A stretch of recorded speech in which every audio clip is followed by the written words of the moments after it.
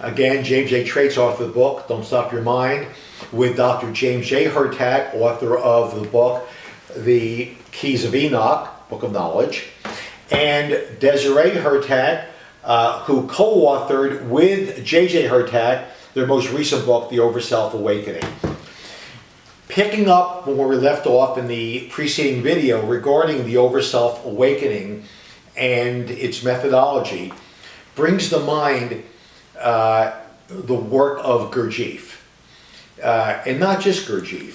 Throughout antiquity, there have been teachers that have come along to attempt to explain that we are not born as finished beings. In fact, we are born unfinished, and we are to finish ourselves consciously, not unconsciously. That is, we are to become more conscious, to grow in consciousness.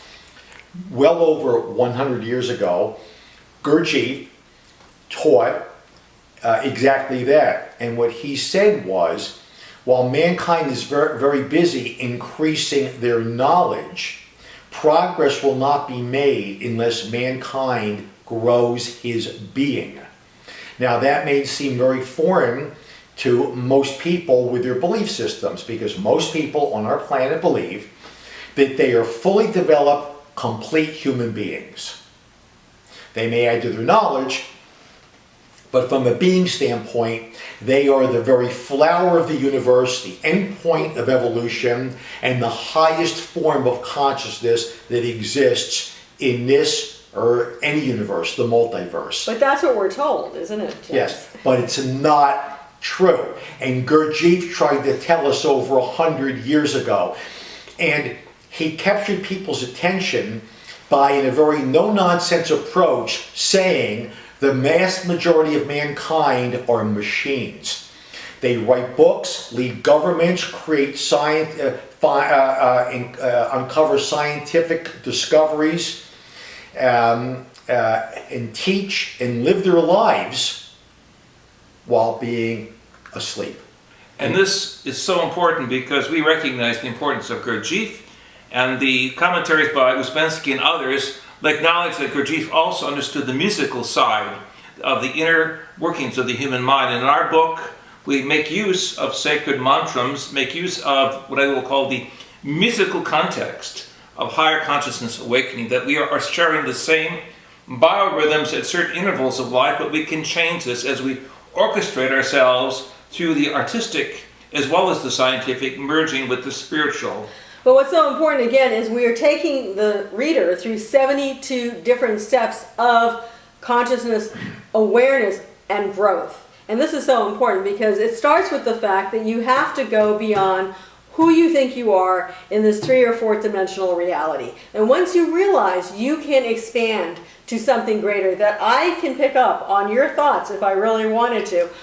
Most people say, oh, that's impossible. But if you've really done the studies, and governments have done those studies at Stanford Research Institute in Russia, all over the world, remote viewing has been confirmed. So once you start understanding those realities, you realize that we're only playing with like 10% of our brain, literally, and 10% of who we really are. So at this time of the crisis that we're facing as a world humanity, it is important to understand that we have, as it were, the conceptual tools to advance to a new stage of evolution where we as universal humans can cooperate together more dynamically, more positively, more humanistically, and of course from a standpoint of cosmic awareness, even spiritually. Now to put a capstone on this, the ancient Eastern belief was concepts only took you so far, and you got to a point where you had to do, say to dance, all right, to use an example. And once again, you see a thread of familiarity. With Gurdjieff, it was sacred dances and sacred music. With the work by the Hurtaks, it is through sacred harmonics and chanting.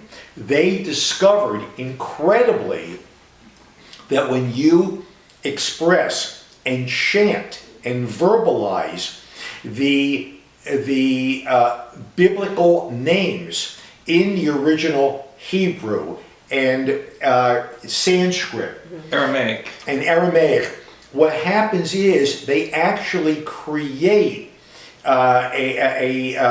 sonic forms. They actually create realities and energy patterns that energize and light up and open things up dimensionally. And then to continue this capstone idea, the ancients in fields such as martial arts and Zen discovered that by doing certain movements, Tai Chi type movements, kata movements, that it took you into a larger now, a state of awareness. So,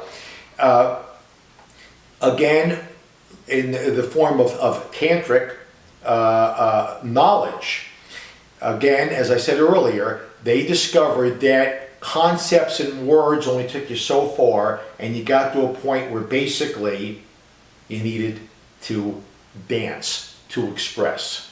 And this has been enlarged in a new book also with the physicist Russell Tark from Stanford Research Institute called The End of Suffering, or A Guide to Fearless Living, where we have recognized that the powers of the mind, non-local awareness, can be used globally to enhance the powers of thinking positively, working for change, not only sociological change, psychological change, but transcultural change, where we recognize that we are part of an emerging global civilization that needs, as it were, its higher identity on the highest levels of consciousness beyond rational systems of duality. And I would say all life is vibration, and in every chapter of this book we've introduced one of those sacred names, and of course we have many CDs. In fact, a new CD we've done called Sacred Names, Sacred Codes.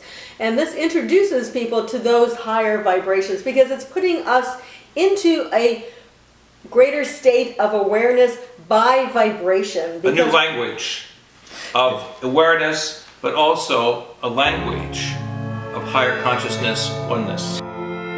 Science's conception of matter.